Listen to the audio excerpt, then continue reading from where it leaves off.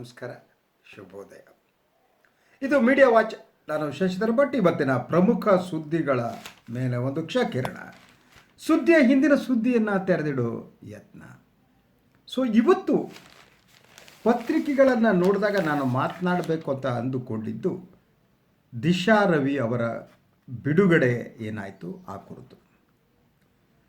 ಇದು ಕೇವಲ 22 ವರ್ಷದ ಒಬ್ಬ ಯುವತಿಯ ಬಿಡುಗಡೆ ಮಾತ್ರ ಅಲ್ಲ, ಈ ದೇಶದಲ್ಲಿ ನ್ಯಾಯಾಂಗ ವ್ಯವಸ್ಥೆ ಇನ್ನೂ ಕೂಡ ಪ್ರಬಲವಾಗಿದೆ ಅನ್ನೋದನ್ನು ಈ ಪ್ರಕರಣ ತೋರಿಸ್ಕೊಡ್ತಾ ಇದೆ. ಹಾಗೆಯೇ ಎಲ್ಲ ಜನತಾಂತ್ರಿಕ ಮೌಲ್ಯಗಳು ಕುಸಿತಿರುವಂಥ ಒಂದು ಸಂದರ್ಭದಲ್ಲಿ ಈ ತೀರ್ಪು ಏನಿದೆ, ಈ ತೀರ್ಪು ಮತ್ತೆ ಈ ದೇಶದ ಅಂತಃಸತ್ವದ ಮೇಲೆ ನಂಬಿಕೆ ಇಡುವಂತೆ ಮಾಡುತ್ತೆ, ನ್ಯಾಯಾಂಗ ವ್ಯವಸ್ಥೆಯ ಮೇಲೆ ನಂಬಿಕೆ ಇಡುವಂತೆ ಮಾಡುತ್ತೆ.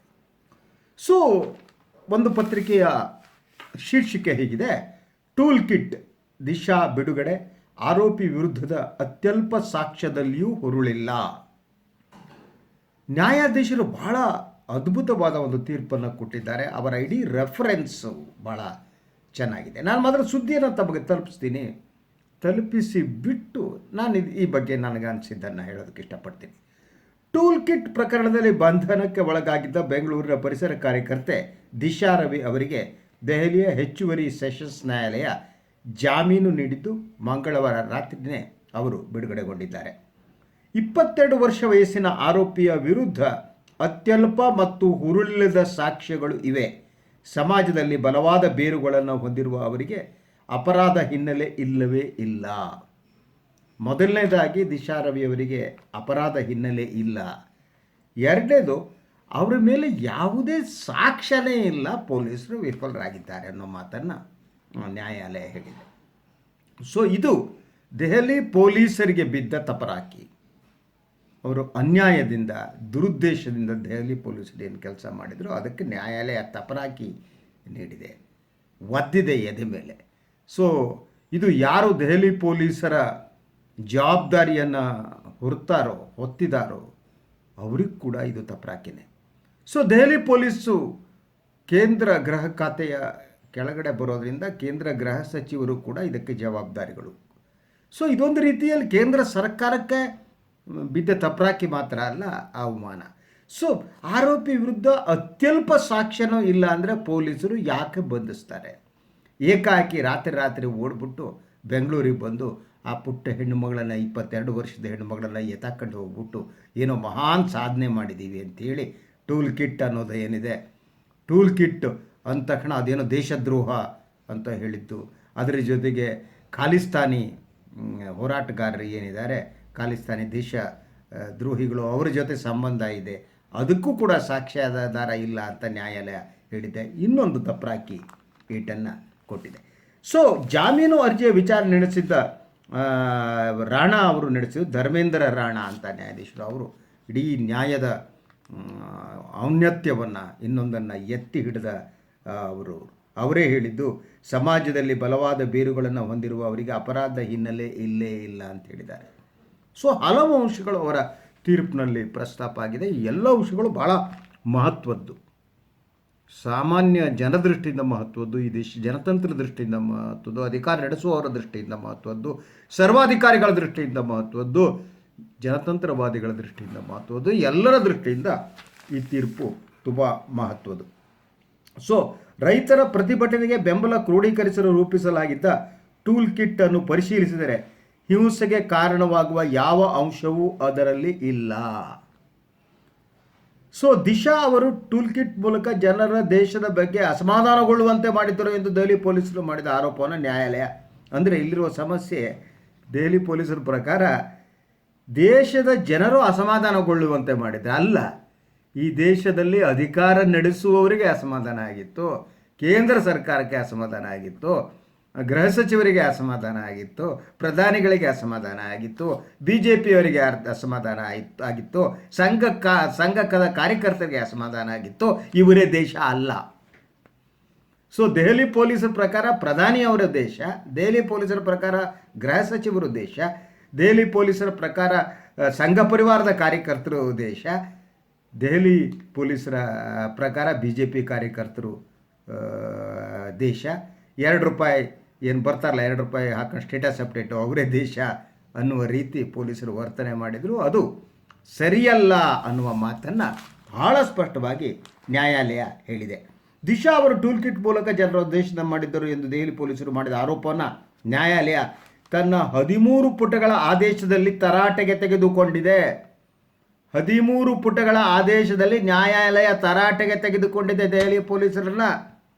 ದೆಹಲಿ ಪೊಲೀಸರನ್ನ ತರಾಟೆಗೆ ತೆಗೆದುಕೊಂಡಿದೆ ಅಂದರೆ ಅದರ ಅರ್ಥ ಕೇಂದ್ರ ಸರ್ಕಾರವನ್ನು ತರಾಟೆಗೆ ತೆಗೆದುಕೊಂಡಿದೆ. ಅದರ ಅರ್ಥ ಕೇಂದ್ರ ಗೃಹ ಸಚಿವರನ್ನ ತರಾಟೆಗೆ ತೆಗೆದುಕೊಂಡಿದೆ. ಅದರ ಅರ್ಥ ಪ್ರಧಾನಿಯವರನ್ನ ತರಾಟೆಗೆ ತೆಗೆದುಕೊಂಡಿದೆ. ಅದರ ಅರ್ಥ ಇಡೀ ಈ ರೈತರ ಪ್ರಕರಣವನ್ನು ವಿರೋಧಿಸ್ತಾ ಅದಕ್ಕೆ ದೇಶದ್ರೋಹದ ವಿಷ ತರ್ತಿದ್ದಾರಲ್ಲ ಅವರಿಗೆ ಹೊಡೆದ ತಪ್ಪರಾಕಿ ಅವರನ್ನು ತರಾಟೆಗೆ ತೆಗೆದುಕೊಂಡಂತೆ ಆಗಿದೆ ಅನ್ನೋದು. ಪ್ರಜಾಪ್ರಭುತ್ವ ವ್ಯವಸ್ಥೆ ಇರುವ ಯಾವುದೇ ದೇಶದಲ್ಲಿ ಪ್ರಜೆಗಳು ಸರ್ಕಾರದ ಆತ್ಮಸಾಕ್ಷಿ ಸಂರಕ್ಷಕರಂತೆ ಕೆಲಸ ಮಾಡುತ್ತಾರೆ ಅಲ್ವಾ? ಸೊ ಸರ್ಕಾರದ ನೀತಿಗಳನ್ನು ಒಪ್ಪಿಲ್ಲ ಎಂಬ ಒಂದೇ ಕಾರಣಕ್ಕೆ ಜನರನ್ನು ಜೈಲಿಗೆ ತಳ್ಳಲಾಗದು. ಧರ್ಮೇಂದ್ರ ರಾಣಾ ಅನ್ನುವ ನ್ಯಾಯಾಧೀಶರು ಇಡೀ ನ್ಯಾಯದಾನ ಪ್ರಕ್ರಿಯೆಯಲ್ಲಿ ಎಷ್ಟು ನಿಸ್ಪೃಹರಾಗಿ ವರ್ತನೆ ಮಾಡಿದ್ದಾರೆ ನೋಡಿ. ಇದೆಲ್ಲ ನಮಗೆ ಹೆಮ್ಮೆ ಪಡುವಂಥದ್ದು. ಅವ್ರು ಹೇಳ್ತಾರೆ ಸರ್ಕಾರದ ಆತ್ಮಸಾಕ್ಷಿ ಸಂರಕ್ಷಕರಂತೆ ಪ್ರಜೆಗಳು ಕೆಲಸ ಮಾಡ್ತಾರೆ. ಸರ್ಕಾರದ ನೀತಿಗಳನ್ನು ಒಪ್ಪಿಲ್ಲ ಒಂದೇ ಕಾರಣಕ್ಕೆ ಜನರನ್ನು ಜೈಲಿಗೆ ತಳ್ಳಲಾಗದು. ಅಂದರೆ ಇಂಡೈರೆಕ್ಟ್ಲಿ ಧರ್ಮೇಂದ್ರ ರಾಣಾ ಹೇಳ್ತಾರೆ, ಈ ಪುಟ್ಟ ಹುಡುಗಿ ದಿಶಾ ಇದ್ದಾಳಲ್ಲ ಅವಳನ್ನು ಸರ್ಕಾರದ ನೀತಿಯನ್ನು ಒಪ್ಪಿಲ್ಲ ಎನ್ನುವ ಒಂದೇ ಕಾರಣಕ್ಕೆ ಜೈಲಿಗೆ ತಳ್ಳಲಾಗಿದೆ ಅಂತ ಅಪ್ರತ್ಯಕ್ಷವಾಗಿ ಹೇಳ್ತಾರೆ. ಸೊ ಈ ರೀತಿ ಜೈಲಿಗೆ ತಳ್ಳಕೂಡದು ಅನ್ನುವ ಮಾತನ್ನು ಕೂಡ ಈ ನ್ಯಾಯಾಧೀಶರು ಹೇಳ್ತಾರೆ. ಇದು ನನ್ನ ಅಭಿಪ್ರಾಯ ಅಂತ ಹೇಳ್ತಾರೆ. ಅದರ 5,000 ವರ್ಷಗಳ ನಮ್ಮ ನಾಗರಿಕತೆಯು ವಿವಿಧ ರೀತಿಯ ಚಿಂತನೆಗಳ ಬಗ್ಗೆ ಯಾವತ್ತೂ ಅಸಡ್ಡೆ ಹೊಂದಿರಲಿಲ್ಲ ಎಂದು ಋಗ್ವೇದವನ್ನು ರಾಣಾ ಉಲ್ಲೇಖಿಸ್ತಾರೆ. ಅವರನ್ನು ನೀವು ಹಿಂದೂ ವಿರೋಧಿಗಳು ಆ ಕಾರಣಕ್ಕೆ ಮಾಡಿದ್ರು ಅಂತ ಬೈಯೋಕ್ಕೂ ಆಗಿಲ್ಲ. ಈ ಕಂಪ್ನಿ ಇದೆಯಲ್ಲ, ಈ ಕಂಪ್ನಿಗಳು ಅದು ಹೇಳೋಕ್ಕಾಗಲ್ಲ. ಅವರು ಋಗ್ವೇದವನ್ನು ಉಲ್ಲಂಘಿಸ್ತಾರೆ. ಭಿನ್ನಮತ, ವೈವಿಧ್ಯ, ಅಸಮಾಧಾನ ಮತ್ತು ಅಸಮ್ಮತಿಗಳೆಲ್ಲವೂ ಸರ್ಕಾರದ ನೀತಿಯಲ್ಲಿ ವಸ್ತುನಿಷ್ಠತೆ ಮೂಡಿಸುವ ನ್ಯಾಯಬದ್ಧ ಸಾಧನಗಳು ಎಂಬುದನ್ನು ಒಪ್ಪಿಕೊಳ್ಳಬೇಕಾಗಿದೆ. ಯಾವುದೇ ಸಮಾಜದಲ್ಲಿ ಹುಜೂರ್ಗಳ ಸೊಸೈಟಿ ಏನು ನಿರ್ಮಿಸೋಕೆ ಹೊರಟಿದಾರಲ್ಲ ಅದು ಇಡೀ ಸಮಾಜದ ಅಂತಃಸತ್ವವನ್ನು ನಾಶಪಡಿಸುತ್ತೆ. ಪ್ರತಿಭಟನೆ ಬೇಕು. ಯಾವುದನ್ನು ಸುಮ್ಮನೆ ತಲೆ ಹಾಕದೆ ಪ್ರಶ್ನಿಸೋದಿದೆಯಲ್ಲ ಅದು ಭಾಳ ಮುಖ್ಯವಾದ್ದು. ಆದರೆ ಪ್ರಶ್ನಿಸುವವರನ್ನು ಹತ್ತಿಕ್ಕುವ ಒಂದು ಯತ್ನ ಏನಿಲ್ಲ ನಡೀತಾ ಇದೆ ನೋಡಿ. ಅದಕ್ಕೂ ಕೂಡ ಭಾಳ ಸ್ಪಷ್ಟವಾಗಿ ನ್ಯಾಯಾಧೀಶರು ಹೇಳ್ತಾರೆ ಋಗ್ವೇದದಲ್ಲೇ ಈ ಅಂಶ ಇದೆ ಅಂತ. ನಮಗೆಲ್ಲ ಗೊತ್ತಿದೆ, ನೀವು ವೇದ ಕಾಲದಲ್ಲೇ ಚಾರ್ವಾಕರು ಇದ್ದರು ಅಂತ, ದೇವರನ್ನು ಪ್ರಶ್ನಿಸುವವರಿದ್ದರು, ಅವ್ರನ್ನೇ ಜೈಲಿಗೆ ಹಿಂಗೆ ಹಾಕಿಲ್ಲ. ಸೊ ಈಗಲೂ ಕೂಡ ಪ್ರಶ್ನಿಸುವವರು ಇರಬೇಕು ಅನ್ನುವ ಮಾತನ್ನು ಅವರು ಹೇಳ್ತಾ ಹೋಗ್ತಾರೆ ನೋಡಿ. ಭಿನ್ನಮತ, ವೈವಿಧ್ಯ, ಅಸಮಾಧಾನ ಮತ್ತು ಅಸಮ್ಮತಿಗಳೆಲ್ಲವೂ ಸರ್ಕಾರದ ನೀತಿಯಲ್ಲಿ ವಸ್ತುನಿಷ್ಠತೆ ಮೂಡಿಸುವ ನ್ಯಾಯಬದ್ಧ ಸಾಧನಗಳು ಎಂಬುದನ್ನು ಒಪ್ಪಿಕೊಳ್ಳಲಾಗಿದೆ. ಸರ್ಕಾರದ ಒಣಜಂಬವನ್ನು ತೃಪ್ತಿಪಡಿಸುವುದಕ್ಕಾಗಿ ದೇಶದ್ರೋಹ ಕಾಯ್ದೆಯನ್ನು ಬಳಸಿಕೊಳ್ಳಲಾಗದು. ವಾ ಏನ್ರಿ ಬಟ್ಟೆಲಿ ಕಲ್ಲಿಟ್ಕೊಂಡು ಹೊಡೆದಿದ್ದಾರೆ ನ್ಯಾಯಾಧೀಶರು. ಸರ್ಕಾರದ ಒಣಜಂಬವನ್ನು ತೃಪ್ತಿಪಡಿಸುವುದಕ್ಕಾಗಿ ದೇಶದ್ರೋಹ ಕಾಯ್ದೆಯನ್ನು ಬಳಸಿಕೊಳ್ಳಲಾಗದು ಅಂದರೆ ಈಗ ಬಳಸಿಕೊಳ್ಳಲಾಗುತ್ತಿದೆ ಅಂತ ಇದರ ಅರ್ಥ. ಸರ್ಕಾರದ ಒಣಜಂಬ ಅಂದರೆ ಗೃಹ ಸಚಿವರ ಒಣಜಂಬ, ಯೋಗಿ ಆದಿತ್ಯನಾಥ್ ಅಂತವರ ಒಣಜಂಬ, ಚಡ್ಡಿಯವರ ಒಣಜಂಬ.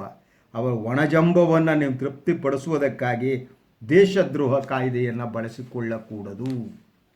ಎಂಥ ತೀರ್ಪು ಇದು, ಬ್ಯೂಟಿಫುಲ್. ಸೊ ಇದರಿಂದಾದರೂ ಸರ್ಕಾರ ಏನಾಗುತ್ತೆ ಗೊತ್ತಲ್ಲ. ಅದರ ಜೊತೆಗೆ ಮಾಡಿರುವ ಆರೋಪಗಳನ್ನು ಕೂಡ ಭಾಳ ಸ್ಪಷ್ಟವಾಗಿ ಸುಳ್ಳು ಅನ್ನೋದನ್ನು ಈ 13 ಪುಟಗಳ ತೀರ್ಪಿನಲ್ಲಿ ಹೇಳಲಾಗಿದೆ. ದಿಶಾಗೆ ಖಾಲಿಸ್ತಾನ ನಂಟು ಅಂತೆಯೇ ಇವರದ್ದು ಆರೋಪ ಇತ್ತು. ಯಾವ ಪುರಾವೆನೂ ಇಲ್ಲ.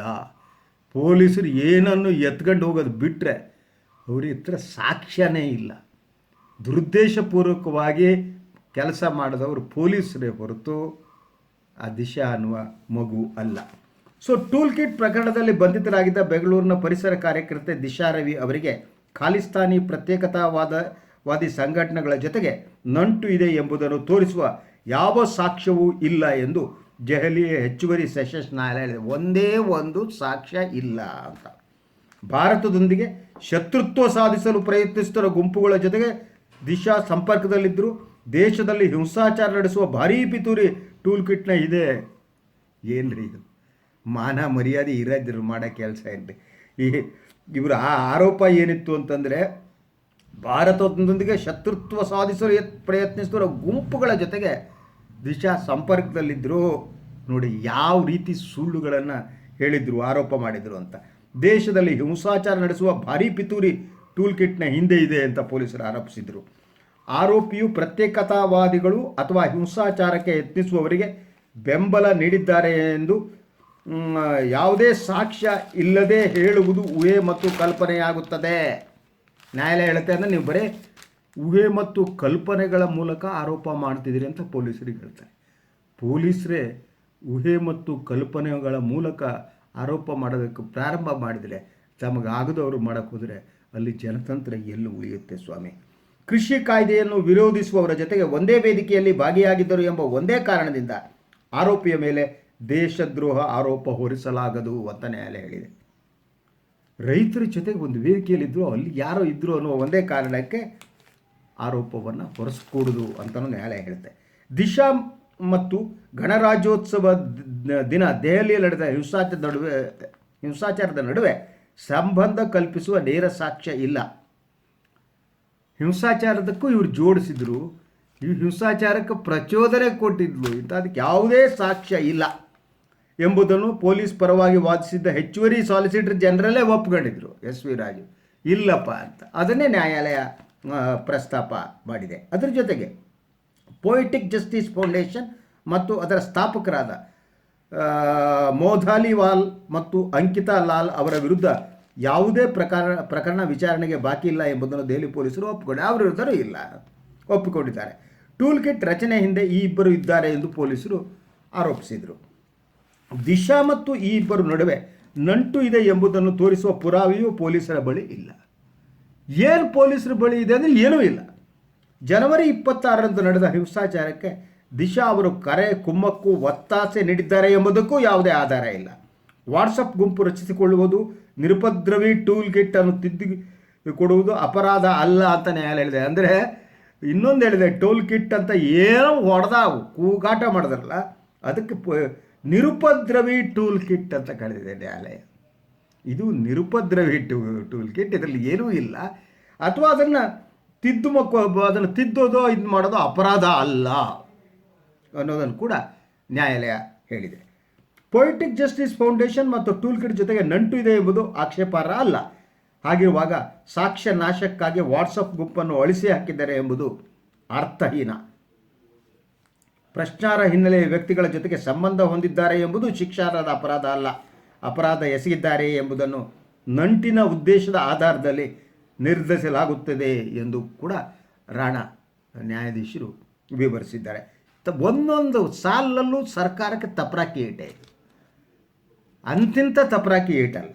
ಪ್ರಶ್ನಾರ್ಹ ಹಿನ್ನೆಲೆಯ ವ್ಯಕ್ತಿಗಳು ಹಲವಾರು ಜನರ ಜೊತೆಗೆ ಸಂಪರ್ಕದಲ್ಲಿರುತ್ತಾರೆ. ಈ ಸಂಪರ್ಕವು ಕಾನೂನಿನ ವ್ಯಾಪ್ತಿಯೊಳಗಿದ್ದರೆ ಅದನ್ನು ಅಪರಾಧ ಎಂದು ಪರಿಗಣಿಸಲಾಗದು. ಯಾವುದೋ ಸಂಪರ್ಕದಲ್ಲಿ ಇರೋದೇ ಅಪರಾಧ ಅಂತ ಪರಿಗಣಿಸೋಕ್ಕೆ ಸಾಧ್ಯ ಇಲ್ಲ ಅಂತ. ನಿಷೇಧಿತ ಸಂಘಟನೆಯಾದ ಸಿಖ್ ಫಾರ್ ಜಸ್ಟಿಸ್ ಜನವರಿ 26ರ ಹಿಂಸಾಚಾರ ಮತ್ತು ಪೊಯಿಟಿಕ್ ಜಸ್ಟಿಸ್ ಫೌಂಡೇಶನ್ ಜೊತೆಗೆ ದಿಶಾ ನಂಟು ಹೊಂದಿದ್ದಾರೆ ಎಂಬುದನ್ನು ಹೇಳುವುದಕ್ಕೆ ಅಣುವಿನಷ್ಟು ಪುರಾವೆ ಇಲ್ಲ ಎಂದು ಆದೇಶದಲ್ಲಿ ಹೇಳಿದಂಥ ನ್ಯಾಯಾಧೀಶರು ದಿಶಾ ಅವರಿಗೆ ಅವರು ಜಾಮೀನನ್ನು ಕೊಟ್ಟಿದ್ದಾರೆ. ಆ ಮೂಲಕ ದೇಶದ ಜನತಂತ್ರದ ಇತಿಹಾಸವನ್ನು, ಈ ದೇಶದ ನ್ಯಾಯಯುತ ನ್ಯಾಯಾಂಗ ವ್ಯವಸ್ಥೆಯ ಇತಿಹಾಸವನ್ನು ನ್ಯಾಯಾಧೀಶರು ಎತ್ತಿ ಹಿಡಿದಿದ್ದಾರೆ ಅಂತ. ಈ ದೇಶದಲ್ಲಿ ಎಲ್ಲರೂ ಮೋದಿನೋ ಅಮಿತ್ ಶಾ ಹೇಳಿದಾಗ ಕುಣಿಯಲಾರರು ಅನ್ನೋದು ಕೂಡ ಈ ಒಂದು ತೀರ್ಪು ತೋರಿಸಿಕೊಟ್ಟಿದೆ. ಈ ಭಾರತದ ಎಲ್ಲ ಜನ ಆ ನ್ಯಾಯಾಧೀಶಿಗೆ ಹ್ಯಾಟ್ಸ್ ಆಫ್ ಅಂತ ಹೇಳಲೇಬೇಕು. ಹ್ಯಾಟ್ಸ್ ಆಫ್ ಅಂತ ಹೇಳಲೇಬೇಕಾದ್ದು. ಯಾಕಂದರೆ ಅಂಥ ಅದ್ಭುತವಾದ ತೀರ್ಪು ಇದು. ಸೊ ಈ ತೀರ್ಪಾದರೂ ಕೂಡ ಏನು ಕೇಂದ್ರ ಗೃಹ ಸಚಿವರಿಗೆ ಒಂದು ಸ್ವಲ್ಪ ಆಲೋಚನೆ ಮಾಡುವ ಶಕ್ತಿಯನ್ನು ಕೊಡಲಿ ಅಂತ. ಕೇಂದ್ರ ಸರ್ಕಾರಕ್ಕೆ ಒಂದು ದ್ವೇಷದ ರಾಜಕಾರಣ ಮಾಡದಂತೆ ಒಂದು ಮನಸ್ಸಾದರೂ ಇದರಿಂದ ಬರಲಿ. ಯಾರು ಭಿನ್ನಾಭಿಪ್ರಾಯವನ್ನು ವ್ಯಕ್ತಪಡಿಸ್ತಾರೆ ಅವರನ್ನು ಹೇಗಾದರೂ ಮಾಡಿ ಹತ್ತಿಕ್ಕಬೇಕು ಅಂತ ಹೊರಟಿದ್ದಾರಲ್ಲ, ಅಂತಹ ರಾಜಕಾರಣವನ್ನು ಬಿಡುವ ಮನಸ್ಸು ಮೋದಿ ಸರ್ಕಾರಕ್ಕೆ ಬರಬೇಕಾಗಿದೆ. ಸೊ ಗೊತ್ತಿದೆ ನಮಗೆ, ವರವರರಾವ್ ಬಿಡುಗಡೆ ಆಯಿತು, 84 ವರ್ಷದ ಅಜ್ಜ ಅವ್ರನ್ನ ಜೈಲಲ್ಲಿ ಕೂಡಿಸೋ, ಆರೋಗ್ಯ ಸರಿ ಇಲ್ಲ ಅಂದರೂ ಕೂಡ ಅವ್ರನ್ನ ಅವ್ರ ಮೇಲೆ ಆರೋಪಗಳ ಮೇಲೆ ಆರೋಪ ಮಾಡಿ ಒಳಗಿಡಲಾಗಿತ್ತು. ಅಲ್ಲೂ ಕೂಡ ಅವರಿಗೂ ಕೂಡ ಜಾಮೀನು ಮೊನ್ನೆ ಸಿಕ್ಕಿದೆ ಆರೋಗ್ಯ ಕಾರಣಕ್ಕಾಗಿ. ಸೊ ಆದ್ದರಿಂದ ಇಂಥ ತೀರ್ಪುಗಳೇ ಒಂದು ಸರ್ಕಾರದ ಮನಸ್ಥಿತಿಯನ್ನು ಬದಲಿಸಬೇಕು. ಸರ್ಕಾರ ಜನಪರವಾಗಿ ಕೆಲಸ ಮಾಡಬೇಕು, ಜನರ ಧ್ವನಿಗೆ ಓ ಕೊಡುವಂತಾಗಬೇಕು ಅಂತ. ಒಳಗಡೆ ವಿಷವನ್ನು ತುಂಬಿಕೊಂಡು ರಾಜಕಾರಣ ಮಾಡುವುದು ಎಂದಿದ್ರೂ ಅಪಾಯಕಾರಿಯಾದದ್ದು.